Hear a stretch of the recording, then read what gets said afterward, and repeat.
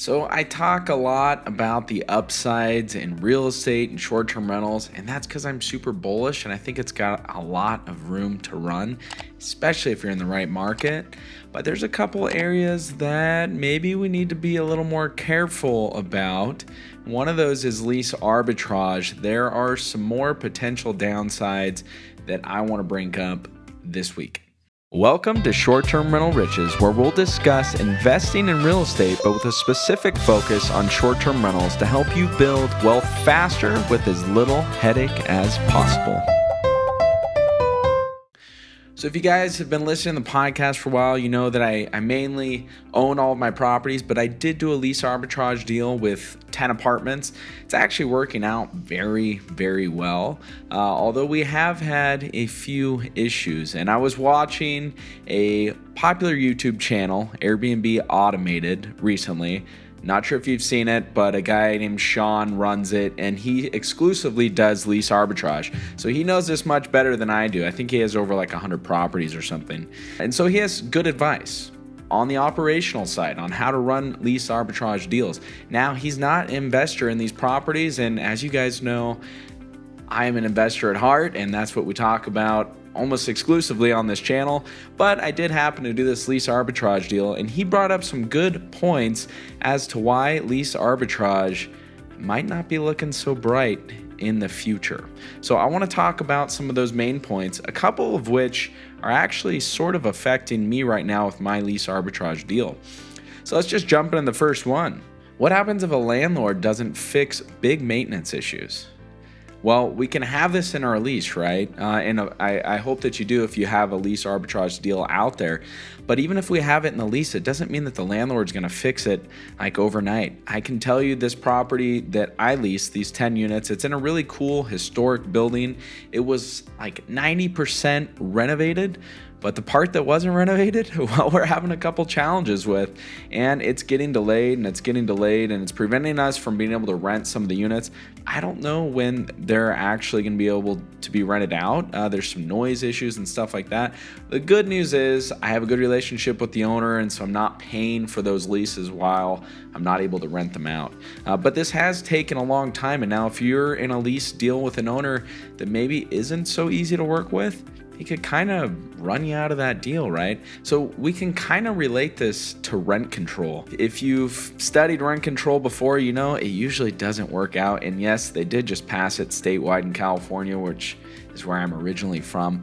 But a lot of times what happens with rent control is that if an investor, a landlord, can't raise their rents and they have a tenant in there that's way under rented, well, they stop fixing things. It's a way for them, well, first of all, they're not making as much money, but it's also something that they might be doing in hopes that the tenant moves out so that they can raise rents. So it's not good for either side. And when we're doing these lease arbitrage deals, we're locked into a lease rate, right? And a lot of these lease arbitrage deals, like the one I signed, is 7 years long. That means if the landlord or the owner thinks that he's missing out on a lot of rent, well, then maybe some of these similar things might start happening. So we can, of course, cover some of these maintenance expenses. And I actually have that in our lease that, you know, if it's under $200, we're going to fix it because we want to get it fixed as soon as possible so that our guests are happy. But there's only so far we can go with that before it starts to eat into our returns, right? So that's a big issue that you might encounter, is just issues with the property and a landlord maybe not wanting to fix them. Now, another one that might come up, and as property prices are booming because we've printed so much money and asset prices are getting higher and higher, a lot of landlords would like to refinance their properties and pull cash out. We've talked about cash out refinances before, but you can't cash out refinance a property that's not leased up, right? So if a landlord comes along and someone says, I would like to lease all of your apartments, well, that's a way for them to lease them up really quickly. The rent's coming in regularly, and a bank's probably going to be comfortable or more comfortable providing them a new loan because that property is fully occupied. Now, what if, hopefully this doesn't happen, but what if the landlord really just wanted to lease that property up so he could cash out refinance, and then he doesn't really care what happens afterwards? That could kind of go downhill, you know what I mean? So hopefully that's not happening. This third one we talk about a lot, and that's if the laws change in a city and you don't have it in your lease, you don't have that as an out in your lease. So for example, if so-and-so city comes along and says you can't do lease arbitrage and you're still required to pay that lease and you don't have that out in your lease, well, gosh, you're gonna be in trouble there. So we did a episode a while back about some of the things that I highly recommend putting in your lease arbitrage deal if you're going to do that. I have this clause in our lease, in my lease. So one other thing that's happening here in the real estate world, and that is that rents are going up. They're going up really quickly, right? Around the nation. We've talked about this as well. Actually, an average of over 10% nationwide. Some cities as much as 30%. So if you're locked into a long-term lease, that's great, because that means that your arbitrage, the difference between what you're leasing the property for and what you're very likely able to release it or sublease it out to a short-term rental guest, is probably going to be higher. But what happens when that lease runs out? If it's only a year or 2 years from now and your landlord wants to jack your lease up 20%, if you're not in a lease, well, then they can do that in most states. Some states have restrictions around that. But what's going to happen at the end of that lease? Well, the one that I signed is 7 years. I've already got all my money back, basically, and it hasn't even been a year yet. So it's working out really, really well. But I incorporated 2 lease increases in my 7-year term, 3% rent increases, which means at the end of this 7-year term, I'm going to be renting those apartments for way, way, way less than the market value. And what is the landlord very likely going to want to do? He's going to want to jack them way up, right? So, the end of this 7-year lease could very well be the end of my lease arbitrage deal. But I'm prepared for that. Like I said, the reason I got in this deal is I already had the operations in place, and we've talked about that before. Lease arbitrage deals are operated just like a normal short-term rental for the most part, on all the guest relations and everything in that sense. So I think they can be really good. There's just things that we have to be careful of.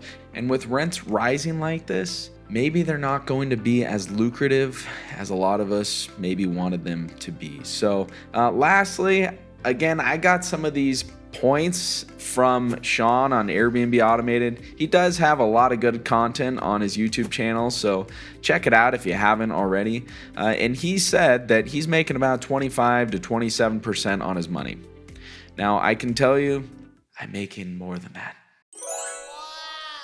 And yes, there are barriers to entry to purchase your properties, and I realize that that can be a bit of a hurdle, but this is a long-term strategy. Owning the property is a long-term strategy. If the rules change in the city, I can go back to long-term rents.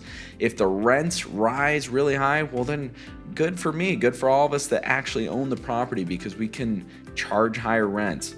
So I'm actually making more than the percentage that he quoted, and that's not even including the fact that we can do these cash out refinances. So some of these properties I have $0 in, and they're making a lot of money. So the returns are really good.